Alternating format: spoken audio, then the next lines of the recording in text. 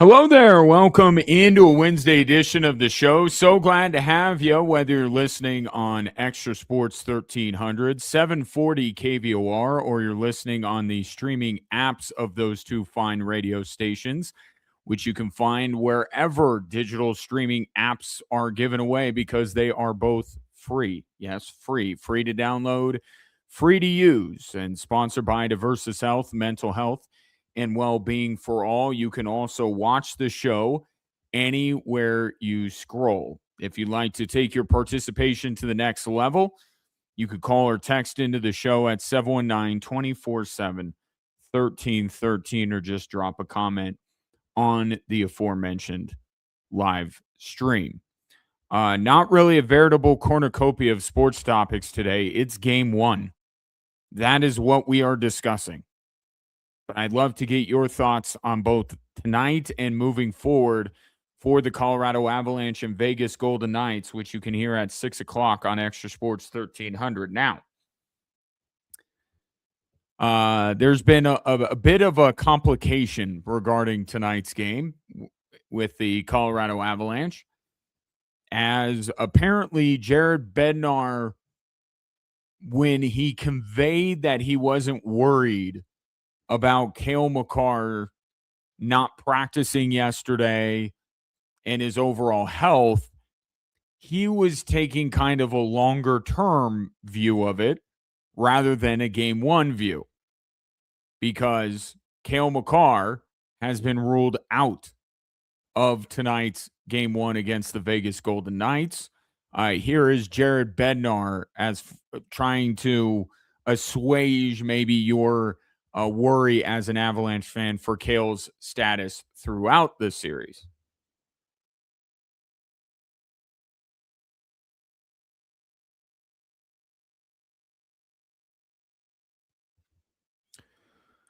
Abundance of caution. I think that is the phrase that we use in circumstances like this. The Avalanche, I think, are expecting for this to be more than the 4-game series or even the 5-game series it was with Minnesota. And they want to make sure that Cale Makar, their star defenseman, is as healthy as he can be when in the money games of this series. Now, it does certainly put this game tonight up for grabs. It was already going to be not a must steal game for Vegas, right? A game that they really should steal. But this is before Cale Makar's injury, right? Anytime you can go in a game one as a road team and win, it helps you tremendously as the series goes on, right? That almost goes without saying. But I don't know that there was a ton of expectation that Vegas was going to do that. Now, with Cale Makar being out for this game, I think it does become a must-steal game. I think this is a game that, looking at Vegas's chances in this series, they got to get this one. When are they going to get a better opportunity at Ball Arena to take down the Colorado Avalanche?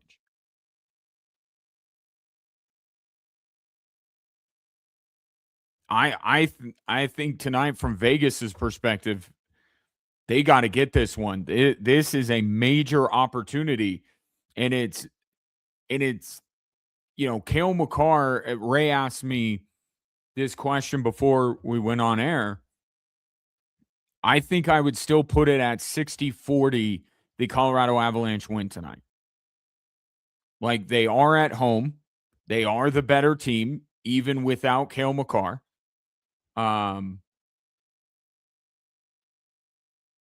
I think that they can certainly win this game, but it's not as much of a borderline foregone conclusion as it was 24 hours ago, when at least my thought was that he was going to play, even at 75, 80, 85%.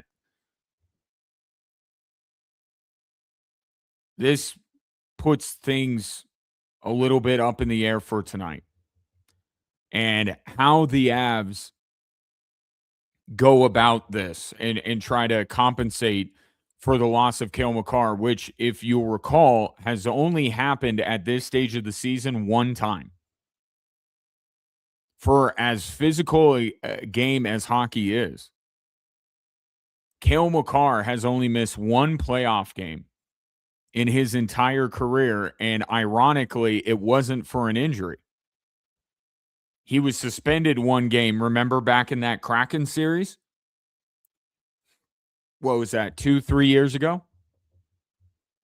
So Cale Makar has never missed a playoff game due to injury.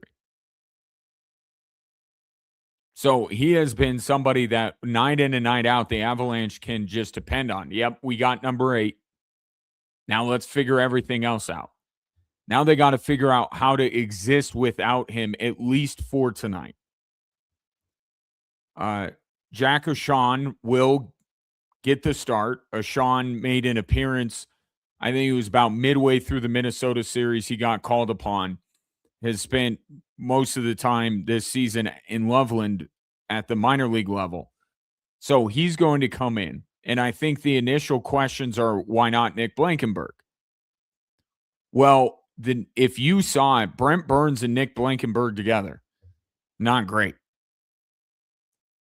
And so it will be interesting to see how Jared Bednar moves these lines. But I think Sean is going to be playing with Brent Burns, and now you try to figure out who do you put with Devon Taves.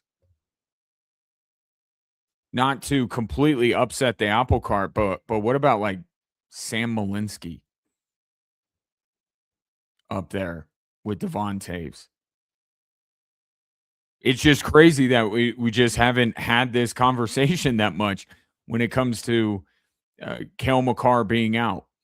But there's going to have to be a little bit of maneuvering, to say the least, for the Colorado Avalanche. But I will say, for one game, even though it does increase the chances that Vegas wins, I certainly think that being without Cale Makar for one game is not as problematic as being without him for the entire series. I think the Avs can do some things, especially now in the postseason when defensemen already get a ton of time. Now you can lean in even more to that, and you can, shorten the rotation a little bit on the blue line. But the first thing is you got to find the guy that you want to put with Devon Taves. And then there's the proliferation to, what are they going to do on the power play? Right? Cale Makar quarterbacks the power play. As I'm talking more about this, I'm sure that the Avalanche had a plan B here. Jared Bednar is more prepared than I am, to be quite honest, about this news. So I'm sure that they have put a plan in place on who is going to start with Devon Taves, and if that person is also going to be on the power play. But I think you change who quarterbacks it. I mean, do you put like a Nazem Kadri up top, or a Marty Necas? I mean, there's not a great answer here for the Colorado Avalanche. So it'll be fascinating to see what they do on the power play. First and foremost, what they do on the blue line with Devon Taves, but after that, what they do on the power play. But Jared Bednar, I think, was maybe being a little, trying to not put on a brave face as if he's really panicking, but just kind of not tipping his hand at all. My guess is, and maybe Jared Bednar will be more forthcoming in the post-game press conference tonight, but I wonder if he thought this was a distinct possibility 24 to 48 hours ago. that he was at least toying with the notion that, hey, you know what? No reason to rush Cale Makar back.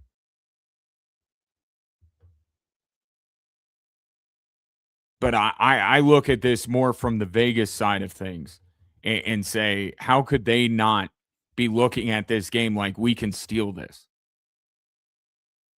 And now the need to, because the Avalanche, if they get back Cale Makar, and if we are to believe Jared Bednar in what he said today, the Avalanche playing Friday, Sunday, and moving forward in this series could be better than the Avalanche team that is playing tonight. Yesterday, I was toying with the idea, if Cale Makar's 85, 80%, something like that, I don't think it ultimately tips the scales in Vegas's favor, but it could be good for a game. But now we're talking about 0% of Cale Makar.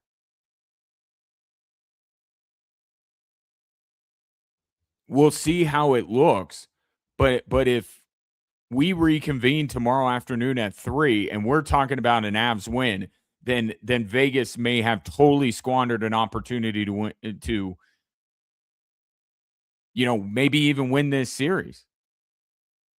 I don't want to be too hyperbolic here, but if the Avs win tonight and then get Cale Makar back, what is the path forward for Vegas when we already have had the conversation of how difficult it is for any team in the NHL to beat the Avalanche 4 out of 7 games? It's already difficult, and now you don't take advantage of this situation? I think we're trending into must-win territory for Vegas tonight. And for the Avs, if they're able to get a win tonight, then it just further bolsters their chances. Then it really sends a signal like, Vegas, here's your opportunity. Oh, you didn't take advantage? Sorry. Now we're going to go ahead and win the series. But this is, other than Nathan McKinnon, because we've even seen this with Gabriel Landeskog and Val Nichushkin and some of these other players. Like, we've seen the Avalanche mix and match and figure out things with 29 and number 8. Those are the two guys that more than you don't want to be without Gabriel Landeskog, but the Avalanche certainly got used to it. And in fact, I want to get into a topic around that here coming up next. But they got used to being without Gabriel Landeskog. 29 and 8, them not being in the lineup greatly changes what the Avalanche want to do. And this will be a good test of Jared Bednar, certainly a coach that's been tested in every way, shape, or form. Here's a new way. Or at least a thing that has only come up one other time in the playoffs, which is not having Cale Makar available. So I don't think it. I think I'm still taking the Avalanche tonight. But you have to certainly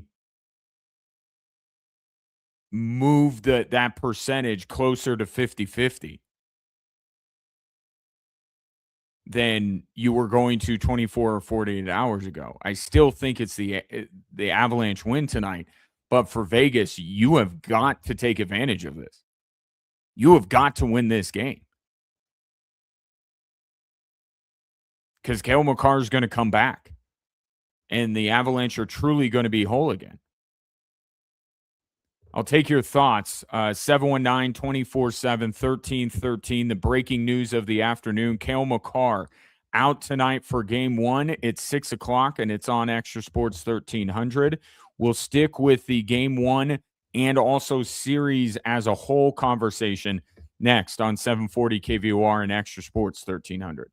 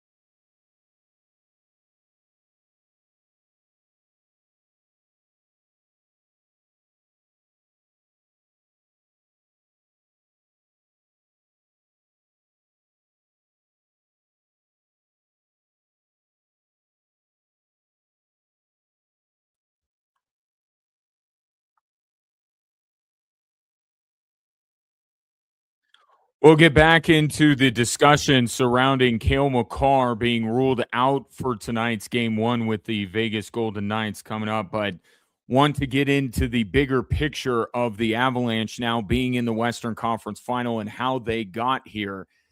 Chris McFarland, the general manager of the Colorado Avalanche, spoke in advance of game one and was asked, you know, what is it about this version of the Avalanche that has maybe gotten them through to this stage as opposed to the last couple of teams who have bowed out early?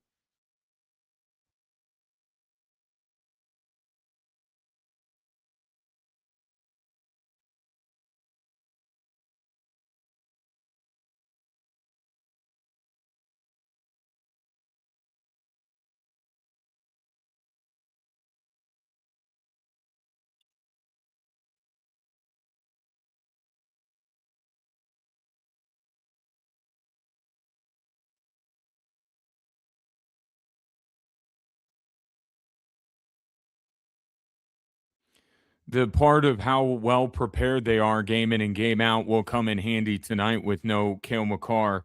And the defense thing, I've been harping on this for the entirety of the postseason, starting with the LA Kings series. Like the fact that no one seems to bring up the fact that the Colorado Avalanche gave up the fewest goals this year in the NHL. I mean, you're only telling half the story when you talk about the offensive wagon that the Colorado Avalanche are. And they're every bit that. They led the league in goals. But to understand where the Avalanche are and how they seem to be a notch up from everybody else in the NHL, including the Vegas Golden Knights, is the fact that they also allow the fewest goals this season in the National Hockey League. And the balance that has been restored with the Colorado Avalanche. I mean, not just, most goals scored, fewest goals allowed. That's pretty incredible.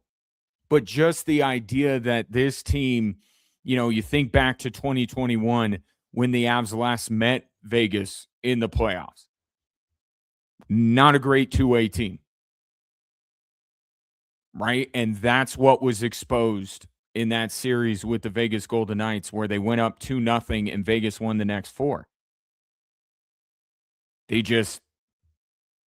were one-sided. They weren't balanced. And then Chris McFarland,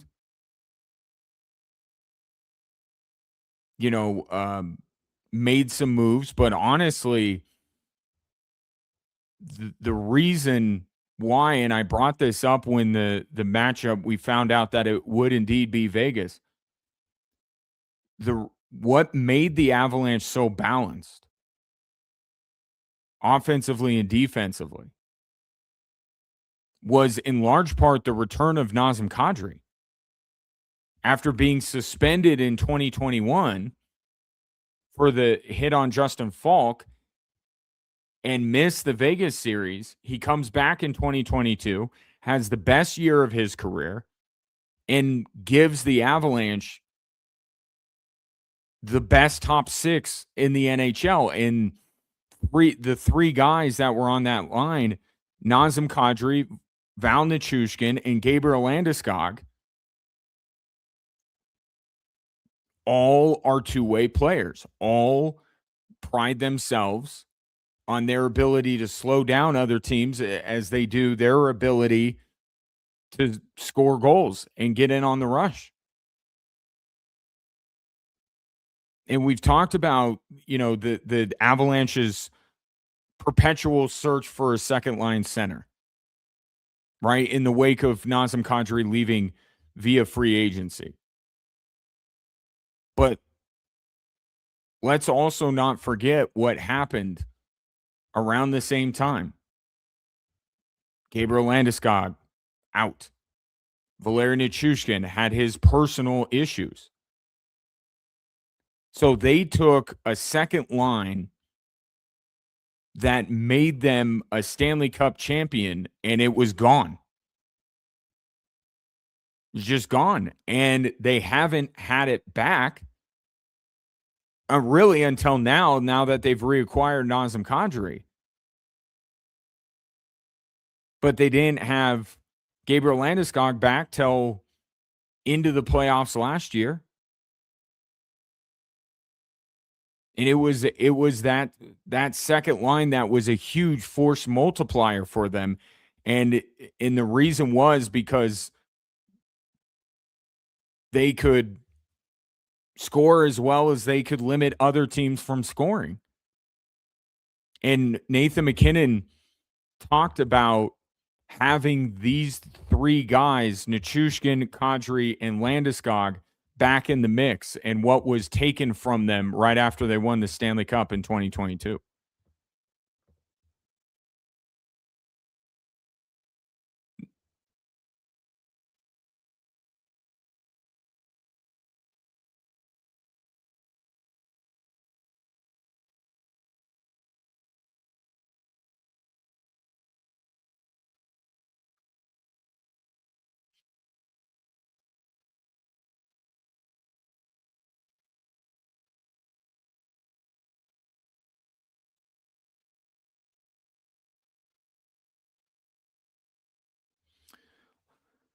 And I think Landeskog and Nichushkin are great examples of, players that you just, even while the Colorado Avalanche, I guess the way I would put it, because we're doing this right now with the Denver Nuggets, right? We're talking about the Nuggets clearly aren't built anymore to win in the postseason. I think that's the bottom line takeaway. It's not that they're not built to just beat Minnesota. The way Minnesota plays, the problems they have with Minnesota, they have the same problems with OKC. They will have those problems with San Antonio moving forward. The Denver Nuggets are just not built anymore to win in the playoffs. But it's not easy to be able to make your roster in that image. So the question that is facing the Denver Nuggets right now is, what are you willing to lose in order to create that? Are you in the player I keep going back to is Aaron Gordon. I know his injuries and him being hurt the last two games in which the Denver Nuggets were eliminated, it's like, can you really wait on this guy? Can you really bank on this guy and hope that this guy is going to be healthy when you need him the most? Well, there are two very good examples on the Colorado Avalanche that maybe you should.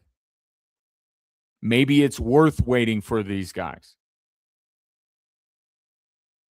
And I'll raise my hand to this because I get impatient, just like many fans get impatient. I've called, especially for Val Nichushkin to get traded after everything that happened in Seattle and happened the year after that. And it wasn't my sentiment or your sentiment as a fan wasn't out of, a lack of empathy, right? It was about like the Avalanche got to keep going here. Like, yeah, this guy is going through some issues and we're respectful of that and we understand that and we hope that Val Nichushkin gets healthy.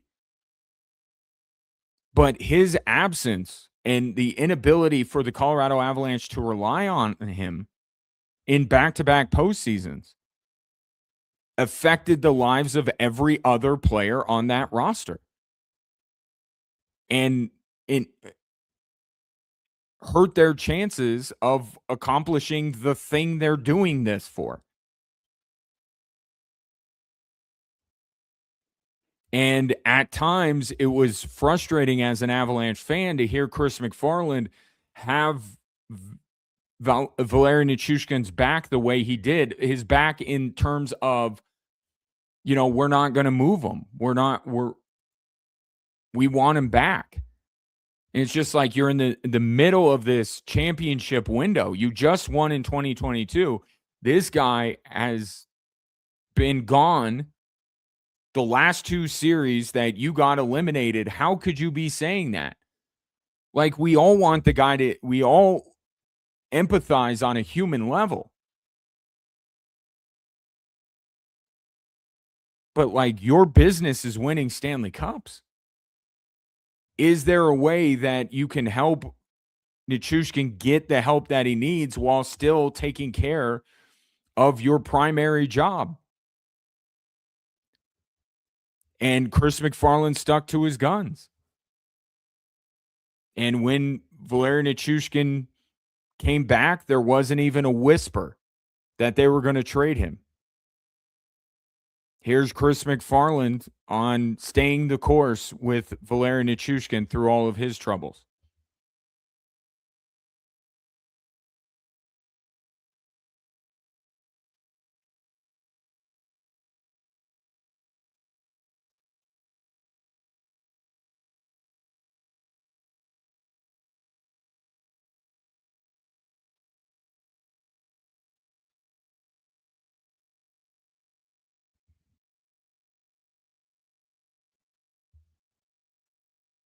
And he is, and he will.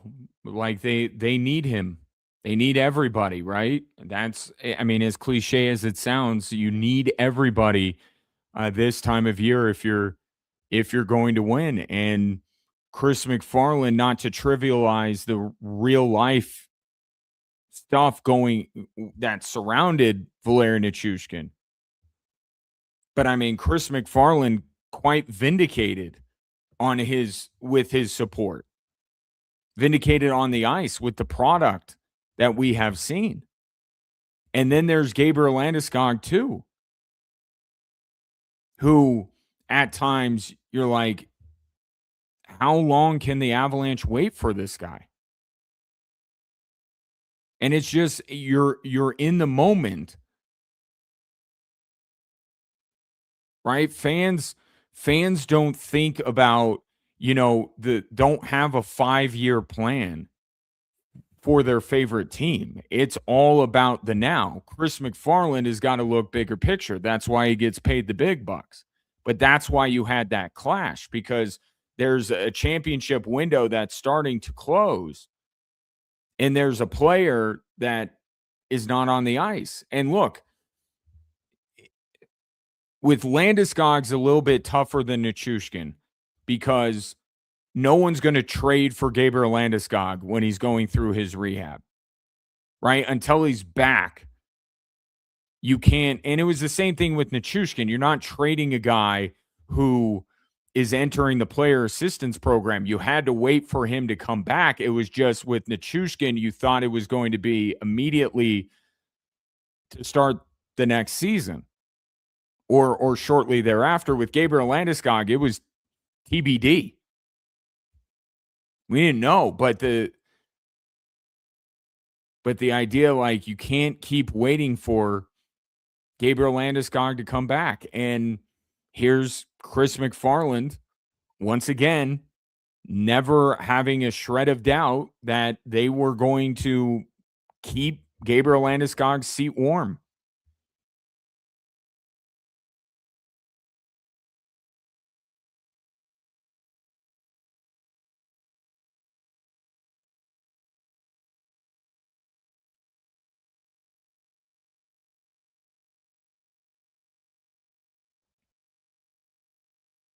And I think these two decisions made by Chris McFarland add to why he's one of the best doing what he's doing. It's the prioritization of this we can lose, this we can't. And in his mind, what Nichushkin and Landeskog bring to the table is just too valuable to punt on. Right? So Chris McFarland did a lot of other things to try and get through, but the fact of the matter is the Colorado Avalanche just weren't enough without those two guys. And Nazem Kadri at the time as well, right? But you get Nichushkin back. He's been effective. Gabriel Landeskog, the minute he came back in that Dallas series, he was impactful. Like, just him getting back is a remarkable story. But the fact that Gabriel Landeskog, he looked like he never left. So that killed any idea of, after this season, what do you do with Gabriel Landeskog now that you've seen it through and he's back? It's like, no, you can't lose that guy. And you've seen it now through an entire season in these postseason. And Gabriel Landeskog in a lot of ways is like Aaron Gordon. Or he's like Aaron Gordon times 5 or 10. Right? But he represents a lot of the same things. And you see the impact of when they're not in. But Chris McFarland's ability over this time, where things can get really nervy, where it could get very stressful. And you're seeing it right now with the Nuggets, right? It's very stressful, that situation, and it feels a little hopeless. The Avalanche were there not that long ago. Last year, the year before, they were in that same realm. Chris McFarland was willing to change out his entire goalie room. He was willing to give up every draft pick that they have from now until the end of time. He was even willing to trade Mikko Rantanen, a cornerstone piece of this franchise. He was willing to give up a lot in order to make the Avalanche a team that was capable of getting to this stage and beyond it. But giving up on Valeri Nichushkin and Gabriel Landeskog just was never something he was going to be willing to do. And he stood pat, and you see the results. And then just for good measure, he goes out and gets Nazem Kadri at the trade deadline to get the whole band back together. 719-24-7. 13-13, your thoughts on this Vegas series and the missing of Cale Makar tonight due to injury. We'll continue the conversation next on 740 KVOR and Extra Sports 1300.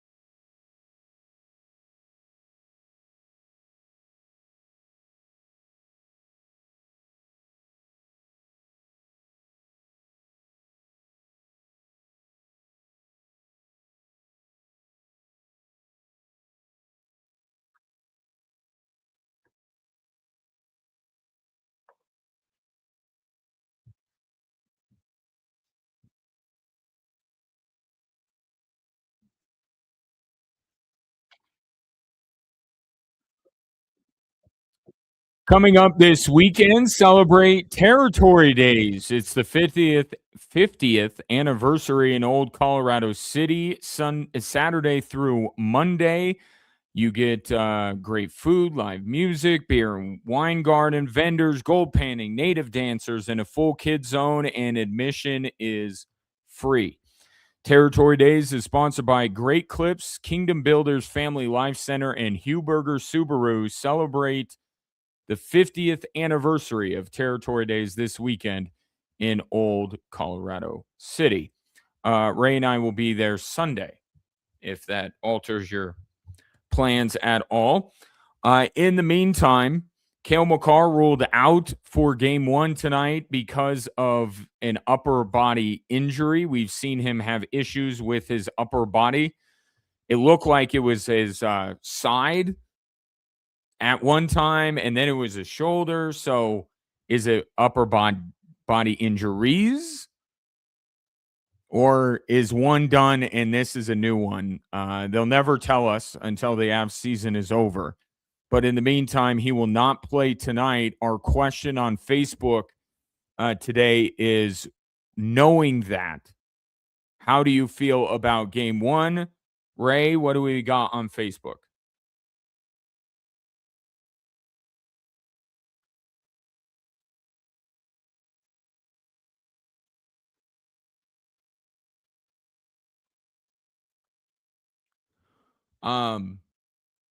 Bring up a really good point. And yeah, I would say, I'm going to say game three. I'm going to say game three, barring tonight's result. And what I mean by that is, if the Avs win tonight,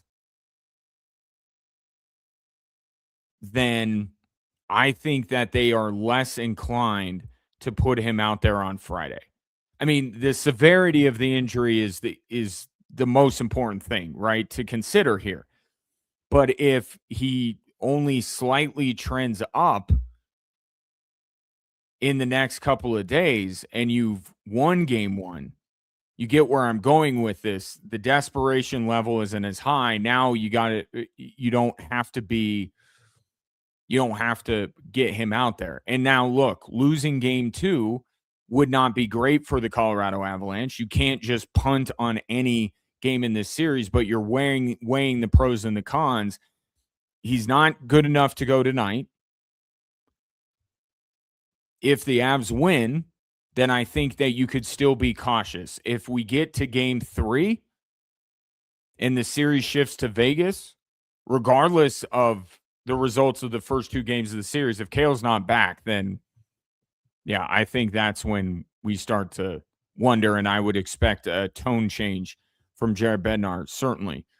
But the point I wanted to get to that you made, Ryan, which I think is a really important one here with game one and how physical they are. The Avalanche are they're the biggest guy in the prison yard, right? And what has always been, and this hasn't been my experience, thankfully, and I hope it never will be, that I'll be in a situation where I have to decide on doing this. But what do they always say when you go in a prison yard? Punch the biggest guy in that yard. Okay? We've seen it from LA. We've seen it from Minnesota. And Vegas may be more well-equipped than either of them to, let's say, try to deliver a message in game one. Right? I certainly wouldn't put it past this hockey team and this franchise, with everything else that's going on right now with the Vegas Golden Knights and how they go about their business. I think that the Vegas Golden Knights are very much in the mode of, we got to send a physical message. Now, I don't want to go too far and say cheap shots and anything like that. But if Cale Makar was trending in this direction and he didn't practice yesterday, don't you think number 8 would have a big old target on his back? Not to necessarily get a dirty hit, but you get one of those big defensemen that that the Golden Knights have, you don't think that they're going to check Cale Makar into the boards early or try to hit him in the open ice? Of course they are. So I think Vegas was already prepared, and they still will, to try and set a physical tone. I would look in the first 5 minutes for someone with the Vegas Golden Knights, if not sooner, someone on the Vegas Golden Knights absolutely blowing up a player on the Colorado Avalanche. I think that that is entirely possible. If Cale Makar were playing, it might be him. In fact, I would almost bet anything it would be him. I mean, if you're Vegas, you look around, you're going to take a run at 29? You're going to take a run at Gabriel Landeskog? So, and you know the ramifications of going after Cale Makar. Like, that's little brother. So it would certainly ignite the series right away in game one. So I think that that is absolutely part of the decision making from Jared Bednar. I think he expects the Vegas Golden Knights to come out and try and set a physical tone here in game one and maybe make an example out of somebody on the Colorado Avalanche. And you don't want that to be Cale Makar. Now, you can't wrap him in bubble wrap and keep him protected for the entirety of the series. But again, if he's X%, which is a little bit lower than you'd like him to be, then you're comfortable with putting him out on the ice. And then you throw on top of it the idea that Vegas might be coming after somebody tonight early on. Yeah, that's just a combination of things where you go, it's not worth it. But I still expect, beyond Cale Makar, expect Vegas to try and light somebody up. And by the way, let's not put it past the Colorado Avalanche to try and do the same. Again, let's remember who the Avalanche are. They're not this, high flying goal scoring team only. I think both of these teams are going to come out and try to light someone up if they have the opportunity, but especially Vegas. And I think it's more imperative that Vegas does because I think they want to dictate to show that this is going to be as physical of the King as the King series, except we're much better than them.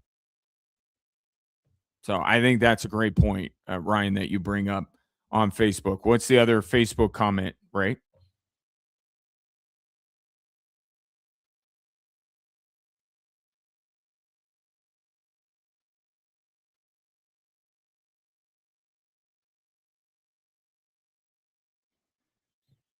Yeah, and I think it's why tonight is bordering on must-win territory for Vegas.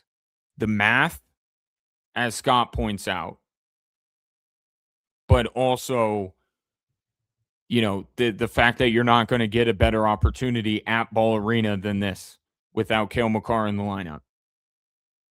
So game one tonight is very important for both of these teams. But for Vegas, I feel like for Vegas to win this series, this is their only path. If they can't win this game tonight with no Cale Makar, I already feel like they're not winning the series, but they're definitely not winning the series. But the math says, and that's why I throw out these, do away with the cliches of a series doesn't start till a team wins on the opponent's home ice. Nonsense. Go look at the percentage of teams that win a series after going up 2-0. The series is, and I know saying this when it's the Avs in Vegas is a little triggering, but over the course of NHL history, teams that go up 2-0, it's almost a wrap, which obviously made 2021 so jarring for the Colorado Avalanche, and why it was such a reckoning and a looking in the mirror situation because they were up 2-0. The numbers say they should have finished that thing out, and to lose the next 4 games, how could you not sit in a dark room somewhere and really ponder you know, your life in the universe? So, game 1 important, 68-ish percent according to Scott. I think it's the only path that Vegas has. They can make this a longer series, and I'll talk about this after the top of the hour. They can make this a longer series. I have every belief that Vegas, and I've said this, and people, in the comments on Instagram, I think are misinterpreting what I'm saying. There's a world where Vegas can be better than Minnesota and LA and give the Avalanche more resistance, and still the Avalanche prevail. And that's where I'm at on this series. But I fully expect Vegas to push the Avalanche further than Minnesota or LA has. And that's another thing that if they win tonight, then really they have the opportunity to do that. Can we got like a minute. Can you fit in the text or should we wait? Okay. We'll wait on that, but we will get to it coming up after the top of the hour. Again, no Cale Makar in game 1 of the Western Conference Final. Avs and Knights tonight at 6 on Extra Sports 1300. Coming up next, we take a broader view of the series. I gave you some of my thoughts just now. I will expand upon those coming up, and I would love to get your series predictions as well on this Wednesday here on 740 KVOR and Extra Sports 1300.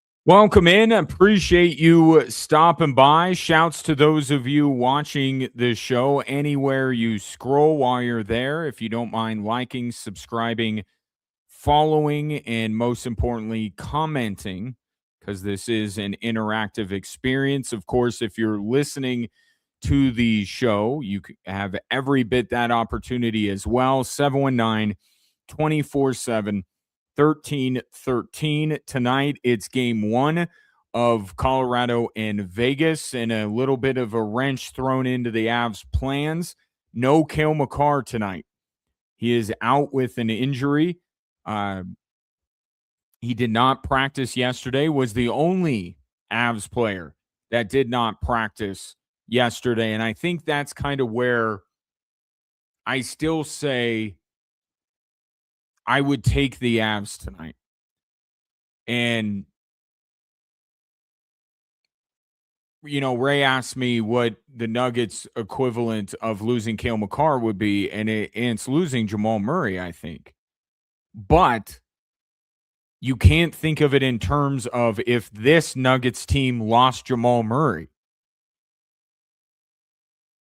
This is like if the 2023 title team didn't have Jamal Murray for a game. Detrimental, absolutely. The idea that the Avalanche, it's like, no big deal.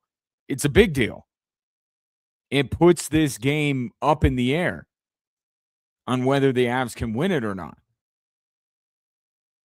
But this roster is stacked.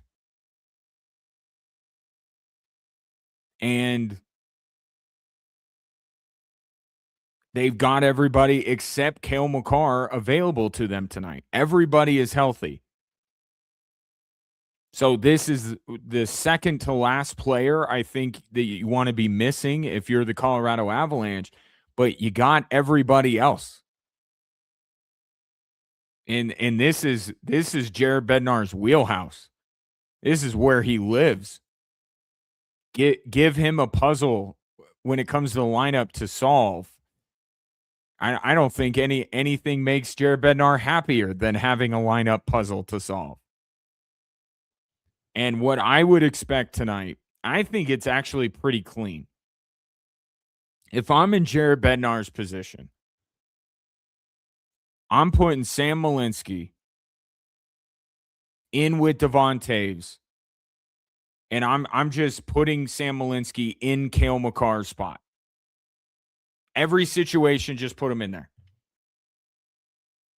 I would let him quarterback the power play, at least the first one, and see where it goes. But I think you could put Sam Malinsky with Devon Taves, and it's not that you're losing it.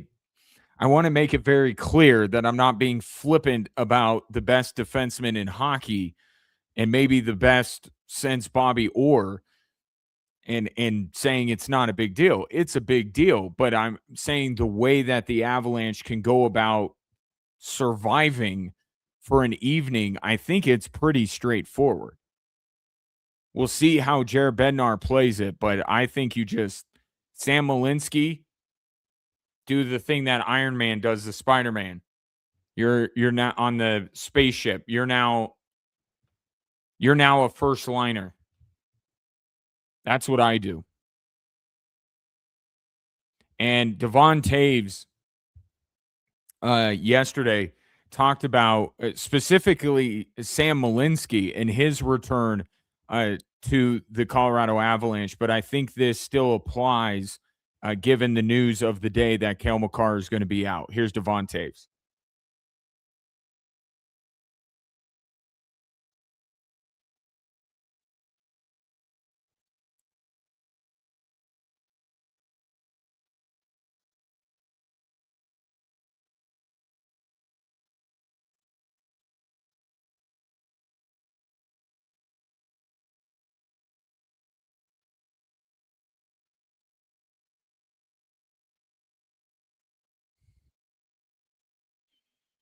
And a lot of that applies even without Cale Makar.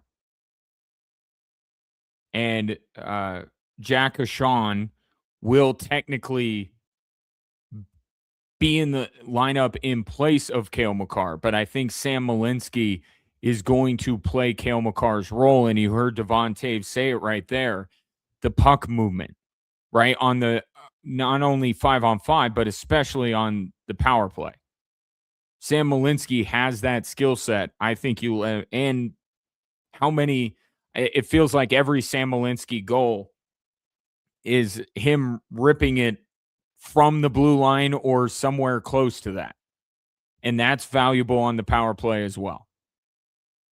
So that's the way I would do it. We'll see what Jared Bednar decides to do. But look, losing Cale Makar for a game is certainly better than losing him for 7.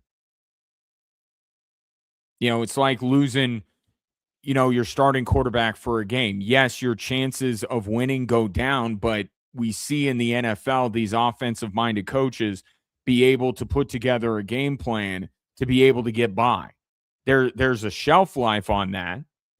You can't bring in one of your, the 49ers are a great example. There's a reason why Brock Purdy, they paid him that money because, they can get by with Mac Jones for 2 weeks or maybe even 3, but 16, 17, no way.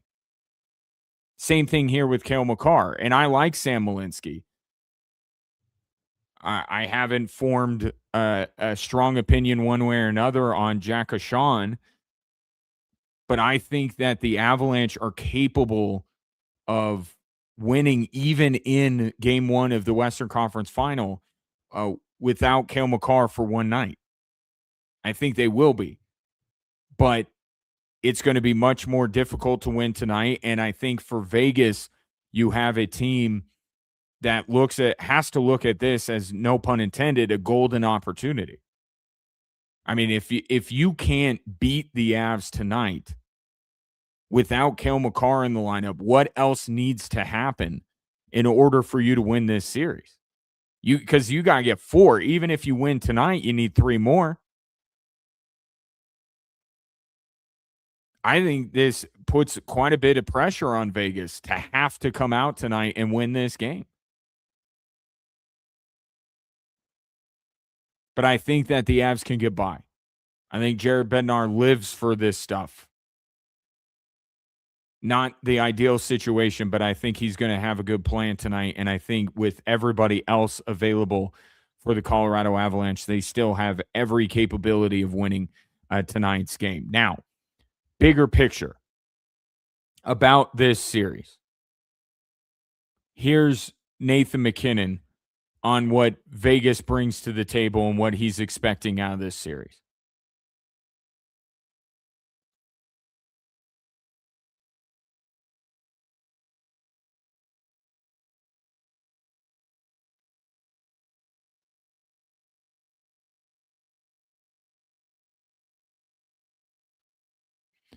And look, you could say, oh, Nathan MacKinnon's just doing the thing where you shower your opponent with praise. I don't know that Nathan MacKinnon, is one to be too effusive of his praise if there's not belief behind it. I think he sees what you and I have been talking about for a week now. The depth is better with Vegas. They still have the stars in Mitch Marner and Jack Eichel. They have a goaltender in Carter Hart that has the skill to potentially steal a game in these series, and they're incredibly well coached with John Tortorella. This was a team that was on the short list to get out of the West at the beginning of the year. And it was, credit where credit's due when it comes to Edmonton. You had them, obviously. They got the exemption to be in that conversation, but you had the Avalanche, you had the Dallas Stars. I don't even really think you had Minnesota. I think that other team was Vegas. That was the group. And it took, firing Bruce Cassidy and bringing in John Tortorella to completely unlock this team. But this team was every bit at the beginning of the season of a cup contender as the Avalanche were. It's just as the 82-game season wore on, you just realize, like, oh, the Avalanche are, a little bit better than everybody else.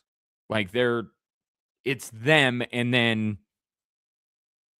take a beat, and then bring up Dallas, Vegas, and then in Edmonton, and then throw Minnesota into the conversation after they added Quinn Hughes.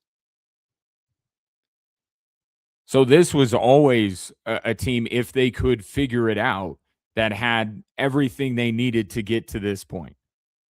And what Nathan McKinnon mentions there that I think is so incredibly important is this is the most difficult playoff in all of sport.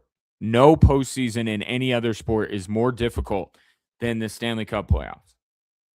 And to have a team, and I think it's 6 players. No, I lie. That I'm way underselling it. I think it's 12 players on each team, and then Nick Waugh is kind of the swing player. Used to be on Vegas and now is on Colorado. Between these two teams, you have 24 players that have came out the other end of this playoff hoisting that big, beautiful Stanley Cup.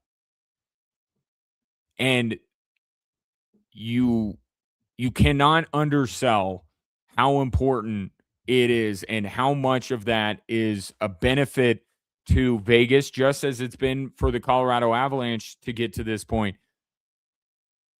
More so than, Minnesota not having that, LA not having that, and for Vegas on their side, Utah and Anaheim. The Avalanche and Vegas, both of these teams are looking at each other like this is a different animal. This is a different breed than we've been going up against. And I do think that it's going to be a longer series than either of the previous two. I think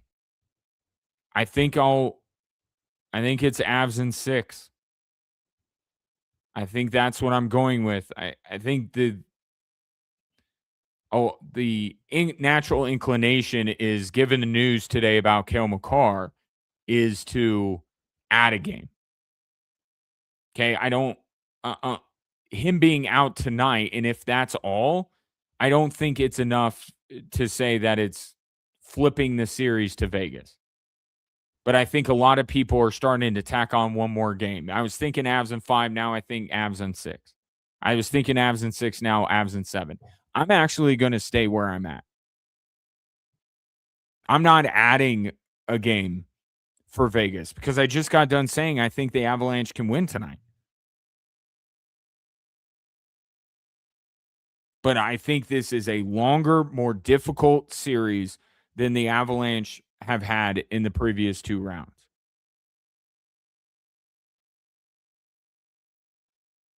But as I just start stacking everything, more check marks are on the Avalanche side of the ledger here. They have the best player in this series. They'll have the top 2 players in the series if Cale Makar is healthy moving forward. I think the depth of Colorado is better than the depth of Vegas.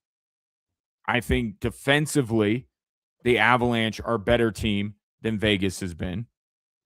I think goaltending, little more variance with Carter Hart and what he could be, but let's just say that's about a push. Coaching, about a push. I'm just the only thing that I see, and it's in a lot of these margins are very close, but the thing I see that maybe Vegas best Colorado in is special teams. Just all told. And this isn't that I don't totally buy in to the Avalanche recent run of success on the power play. This is just Vegas, I think, is a better special teams unit, penalty kill power play, than the Avalanche. And that could certainly decide games in this series. There's no doubt about that. But if that's the only check mark I'm putting in Vegas's column, there's a lot of other aspects of this series that I think go the Avs way, and I think you add it all up and you get Avs in 6. That's where I'm at. Take your thoughts. 719-247-1313, not just tonight and in whether the Avs can win without Cale Makar, but what do you got in this series? Are the Avs going to the Stanley Cup final? Let me know. 719-247-1313. More Drive Time Sports after this.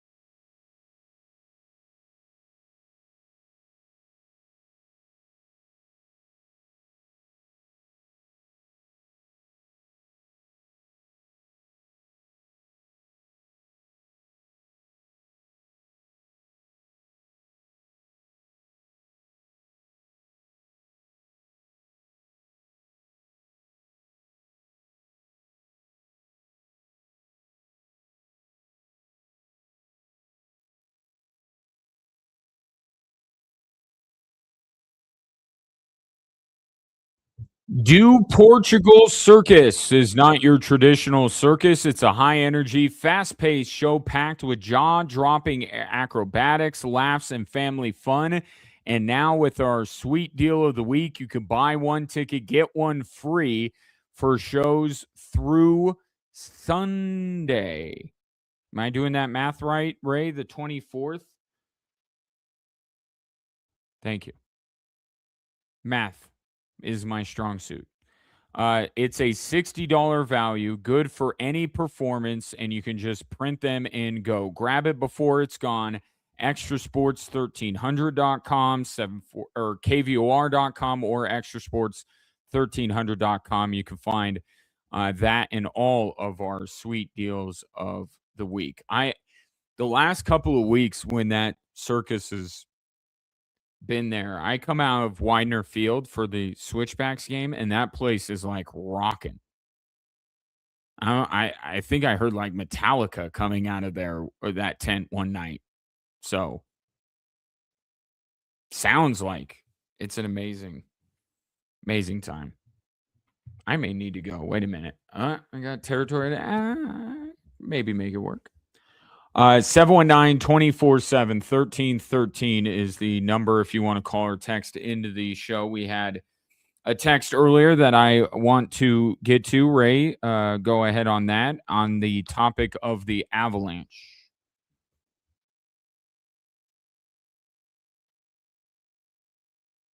Mhm.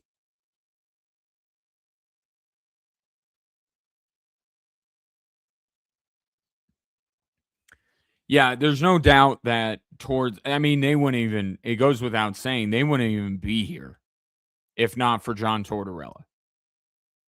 And the style of game that Torts has them playing, more physical, more direct. With Bruce Cassidy, they're trying to like X's and O's teams to death. And look, this is not, Bruce Cassidy won a Stanley Cup.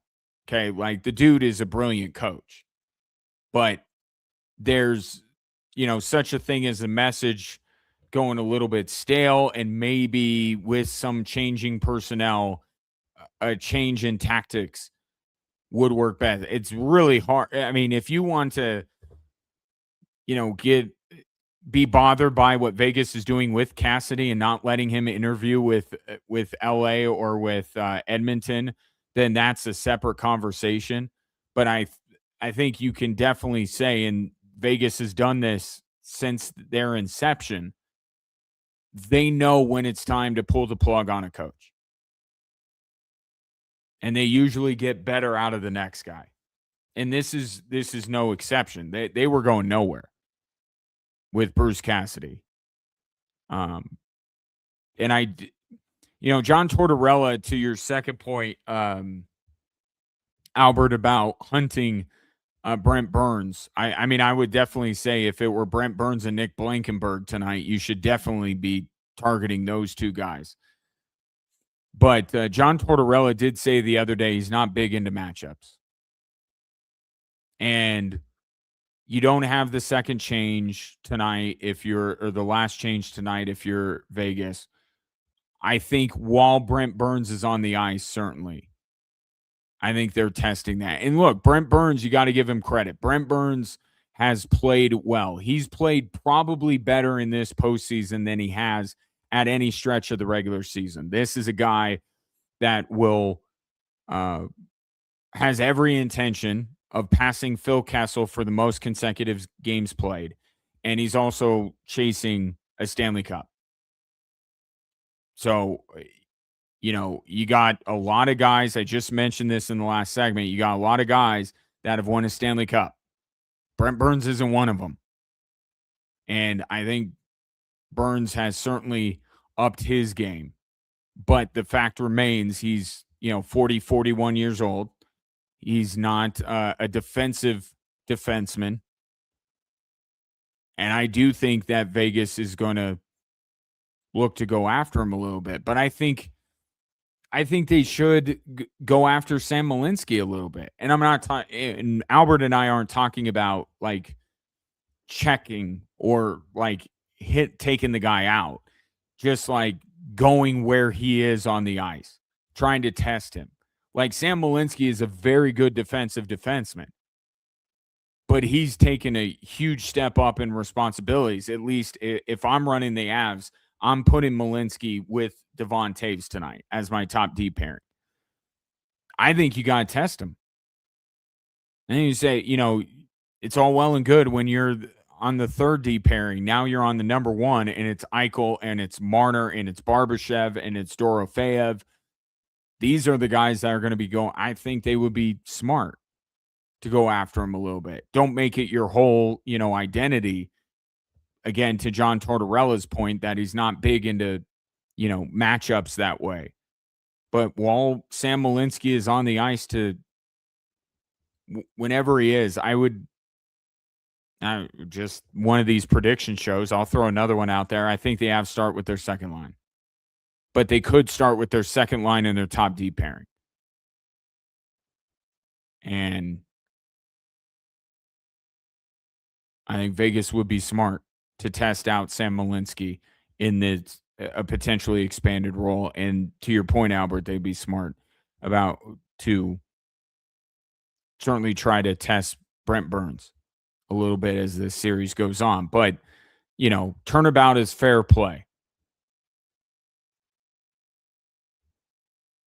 Like, I think that Vegas has some vulnerable pairs on the blue line.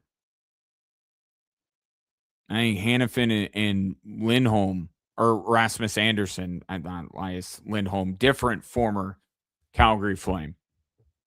I don't think they've had a great go of it in this postseason. So I think the Avs certainly feel just as confident as Vegas would feel about attacking the defensemen of these two teams. But one matchup while we're on the topic, and good text as always, Albert, 719-247-1313 if you want to jump in on the conversation. The depth with the center position for these two teams is something that immediately jumps off the page. I mean, the Avs obviously already, right? You go McKinnon, you go Brock Nelson, you go Nazem Kadri, which is obscene that they have Nazem Kadri as a third line center, which speaks to the depth that they have. And then you go Jack Drury on that fourth line. Well, Vegas isn't too shabby either. You go Eichel, you go Carlson, one of the original misfits in Vegas, Thomas Hertl, and Nick Dowd. These two teams certainly, and there was a great piece put out by Johnny, I believe it was Johnny Lazarus today in The Athletic, or maybe it was yesterday, taking into account, it's one of my favorite subjects, looking at the way that teams, championship caliber teams, build themselves, draft and develop, F them picks, that kind of tug of war that goes on with every sport. And he was writing something about that. Why don't more teams go the less need route? Go the picks are not necessary here, or they're only necessary as fodder for a trade. Why don't more teams do it? But he talked about, the depth that these two teams have acquired at the center position. And one thing that I think every team can agree on, there are teams that value their draft picks and want to draft and want to develop. There are teams like Vegas and Colorado who say they can't wait to trade a draft pick as soon as they get it. They can't wait till a guy develops to the top level of minor league hockey so they could ship him out. But one thing that every NHL team should be agreeing on, the spine of your team needs to be strong. If it's not, then nothing else is going to work. And these two teams have made it a priority to strengthen the spine of their teams. Dowd and Carlson have been around since, I believe, day one for Vegas. but now they've been forced down the lineup a little bit. They go and get Jack Eichel, one of the best centers in all of hockey, who was playing at an MVP level this year. They make a trade a couple years ago for Tomas Hertl, a guy that for years in San Jose was a very good bottom six forward. So these two teams have prioritized the right place on the ice, and it shows. And once Cale Makar is back in the lineup, you'll see how strong you add the blue line to that. And again, I think both of these goaltenders, they're the X factor in this series. How much better can each of these teams be? I think will depend on how well their goaltenders play. But what Carter Hart has been, far smaller sample size, but what he has been since Torts went to him with 8 games left in the regular season has been better than Vegas has had in goal all year long. And for the Avs, Scott Wedgwood, what more can you say about a guy that leads the league in goals allowed average and save percentage and has unequivocally been the better of the two goaltenders so far in these playoffs? That's the spine of your team. That's where both of these teams are strong. And that's why, in part, one of many reasons why they are here playing in the Western Conference Final. By the way, in case there was any doubt, it will be Scott Wedgwood game 1 tonight. The question is there any inkling from Jared Bednar to go to Mackenzie Blackwood at some point to schedule him a start, to try and find an opportunity to get him in? I don't see the need to do that. And I've been saying this all week. I don't see why Jared Bednar should be trying to find a spot to get Mackenzie Blackwood in. Now it can be organic. Now you can make a goalie change for the reasons that teams make a goalie change, to spark their team or because the guy who has the net isn't playing well enough. But this idea of, well, maybe if we're up 2-0 going into Vegas, I'll play Mackenzie. I'm not, and I don't know if Jared Bednar has that kind of stuff going through his head. I just don't see the utility for it. I think we're beyond that. We're past the halfway point. This is big boy hockey now. Go with your number one goalie and stick with him, unless Scott Wedgwood's play isn't up to where it needs to be.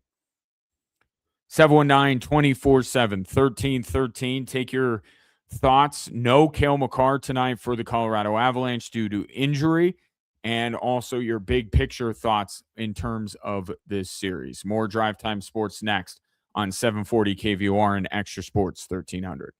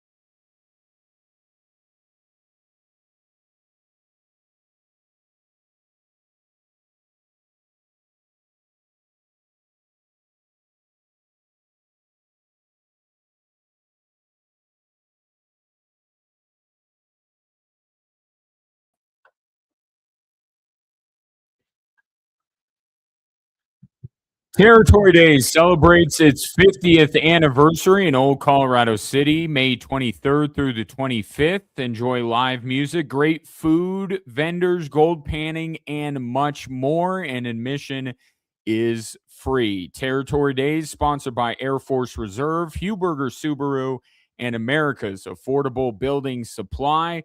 Celebrate the 50th anniversary of Territory Days in Old Colorado City this Saturday through Monday. Back to the text here again. Avs and Golden Knights coming up at 6 o'clock on Extra Sports 1300. Your thoughts on tonight and the series as a whole. Ray, what do we got on the text line?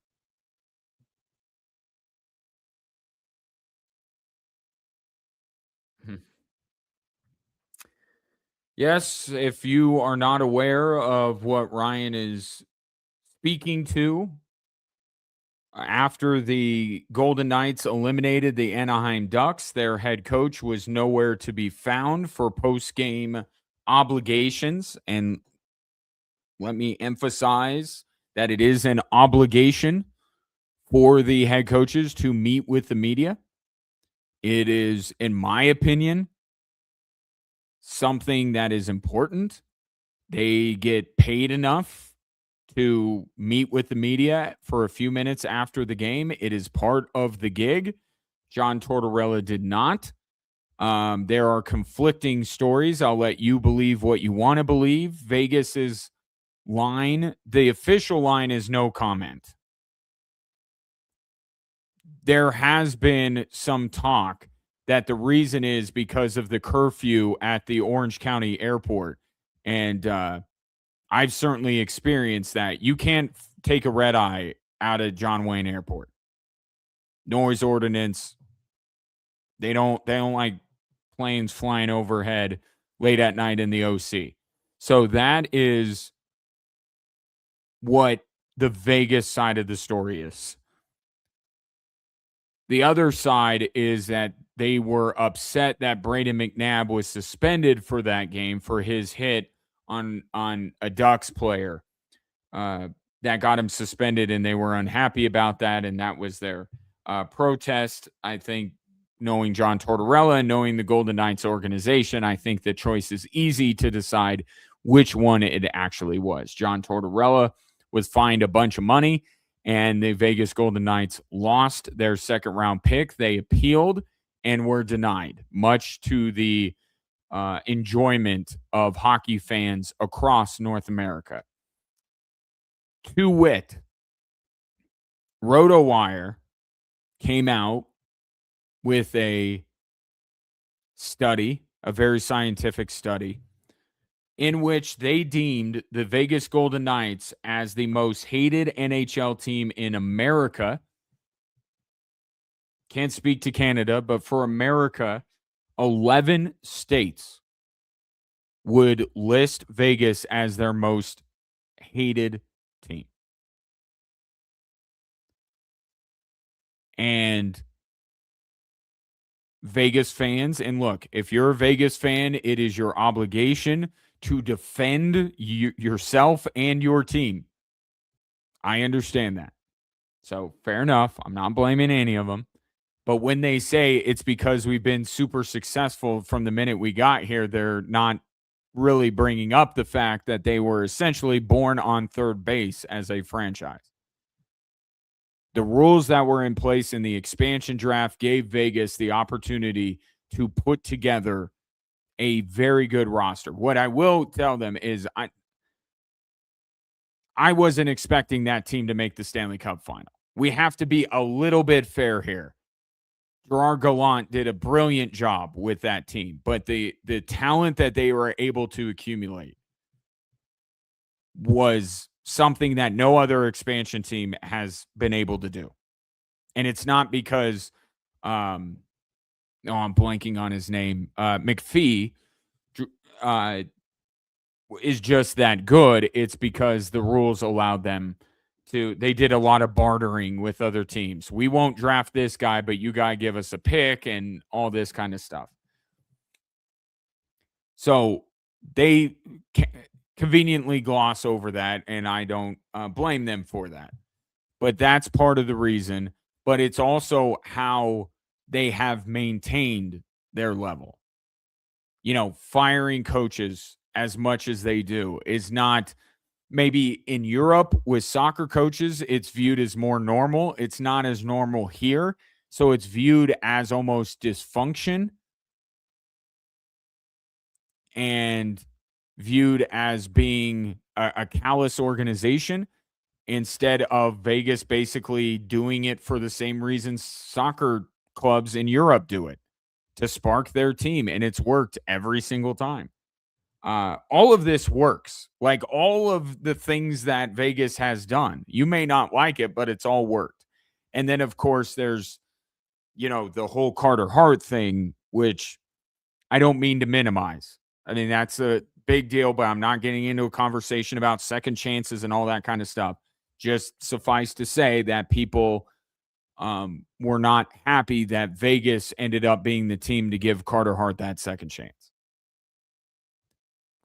So, and then there's this with John Tortorella. And I said this last week, John Tortorella, before he did all of this with the post-game press conference, I think he's the perfect coach for Vegas. I think what he's about and what he is kind of fits the Vegas organization perfectly. But you add all of that up and you get a team that is genuinely and widely despised. And 11 states. What I think is hilarious, like how many, to my earlier point about it being a scientific poll, how many hockey fans are there in Hawaii? Like, I don't want to paint with a broad brush. If there are a ton of hockey fans, if Hawaii is a hockey mad state, then I'd love that. I mean, that'd be awesome. If I flew to Hawaii and landed and there was the NHL on every TV screen at every bar and every resort that I go to, then that would be, I don't know what would be better, to be quite honest, than going to Hawaii and being able to watch all the hockey you want among other rabid hockey fans. But I'm seeing that Hawaii hates Vegas, and I'm like, how many people did you poll to get that result? And I don't know, and I'm saying I don't know who Hawaii would be more inclined to hate. I'm just saying how many people in Hawaii are there that are self-professed hockey fans. But Hawaii, Alaska, California, Washington, Oregon, Idaho, Montana, Wyoming, Utah, New Mexico, and Kansas, all in our part of the country, don't like Vegas more than anybody else. In Colorado, it was Dallas. And I understand that. Like, don't get me wrong. If you're just stepping into this now and you don't understand the dynamics and you're getting into hockey and we're happy to have you, please listen, watch more often. If you're just stepping into this, trust me, Avalanche fans despise Vegas. But the personal nature of the Dallas rivalry is what puts them over the top. The playoff matchups, Mikko Rantanen, even dating back to Ed Belfour and Patrick Waugh. Like, those roots run deep. Now, there's enough sports hate in this state to go around, so don't worry. Vegas gets plenty of it. But Dallas, yeah, definitely. And then you look, the Avs are the most hated team in North Dakota. That's got to be a wild thing. But not South Dakota. North Dakota, not South Dakota. Interesting. Nebraska, you just can't. You just, anything Colorado, you have to say you don't like in Nebraska. Oklahoma and Texas, the other side of the Dallas rivalry there. South Dakota hates the Winnipeg Jets. Who hates the Winnipeg Jets? And I think Minnesota's most hated team is Winnipeg. They seem relatively harmless. Oh, and Vegas hates Edmonton. So the hatred might not be, although the Avs could be the second most hated team in Nevada, and the Golden Knights could be the second most hated team in Dallas or in Colorado. And then Arizona hates the Utah Mammoth, which I understand why. But this is, if I may be so bold, this is good versus evil. What's going on in this series? So if you're trying to decide who to root for, there is a good team and there is an evil team in this series. And I'm not doing that to be self-serving and trying to make you an Avalanche fan. That is my pure, unbiased opinion on the matter. No. I would say that the Avalanche are well despised across the hockey world. It's like and I've seen some of these conversations happening on social media. We have the one of the newer LeBron memes, which is him at the free throw line saying everybody here could say that except you. So the Avalanche for the longest time, I think, were one of the most spoiled fan bases. They were viewed as one of the most spoiled fan bases. They started on third base, right? You get a team moving in that already had Joe Sakic, that already had so many of these players that would make up that first Stanley Cup winning team. And Avs fans to be as spoiled as they were, and that's where it comes from. How spoiled is the fan base? That's how much other fan bases don't like you. So that used to be the Avs for a very long time. And then Vegas came along. And now they are even more spoiled than the Avs are.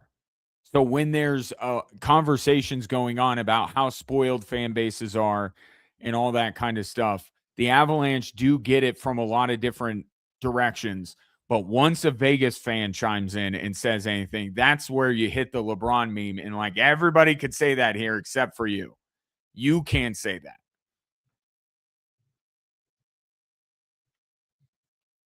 So that's two things in Avalanche history that the Vegas Golden Knights have helped with. One, not making them the Avalanche the most spoiled fan base in the NHL, but also losing to Vegas back in 2021 made the Avs kind of look in the mirror about how they're built and the best way to go about it moving forward in order to win a Stanley Cup. So I guess we have Vegas to thank on both of those fronts. Again, no Cale Makar tonight for the Avs. I think it'll be Sam Malinsky doing his best Cale Makar impression. I think he's going to be paired with Devon Taves. He's going to be on the top power play unit. And I do think that the Avalanche can win this game without Cale Makar. But for Vegas, this is my big takeaway. If you can't win tonight, how can you say you're going to win the series? What other things, what other tragedies have to befall the Colorado Avalanche in order for Vegas to win this series? I think they got to win tonight, because if they don't, if the Avalanche win this game, I mean, the message is we have, one of the top 4 or 5 players in the world out and we still beat you. That's a powerful message that the Avalanche can send tonight. And I think this Avalanche team is about sending those kind of messages with their play. As far as sending messages go, watch for somebody on Vegas to light somebody on the Avs up early in this game. They want to dictate the terms. They want this to be a grinded out physical series. I still say Avs in 6 because they can play that way and they can win that way.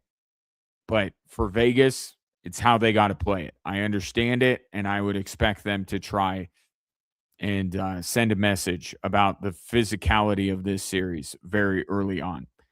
We had to wait 8 days, but it's finally here. Game 1, Vegas and Colorado. It's coming up at 6 o'clock on Extra Sports 1300. Want to when I come back, or when you come back, more on Cale Makar and what Jared Bednar had to say about his star defenseman and why he's not playing tonight. You're listening to Drive Time Sports on 740 KVOR and Extra Sports 1300.